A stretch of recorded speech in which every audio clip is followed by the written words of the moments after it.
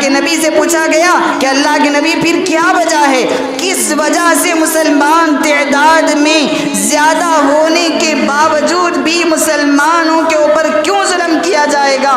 کیا مسلمانوں کے پاس طاقت نہیں ہوگی؟ اللہ کے نبی نے فرمایا کہ اللہ تبارک و تعالی مسلمانوں کے دلوں میں وہن ڈال دے گا۔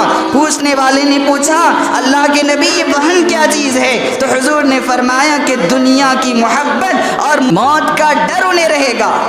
آج مسلمان کو اپنی موت سے زیادہ اس کو اپنی زندگی پیاری نظر آتی ہے، جبکہ صحابہ کرام کا، جبکہ ایک مومن کامل کا یہ اس کی جستجو، یہ اس کی آرزو ہوتی ہے کہ میں کب اللہ کے نام پہ اپنی جان کا نذرانہ پیش کر دوں، اپنی جان کی بازی لگا دوں۔ اور آج مسلمان کا حال یہ ہے کہ وہ اپنی جان بچانے کی فکر میں ہے، ایمان لٹ جائے تو لٹ جائے، کوئی فکر کی بات نہیں۔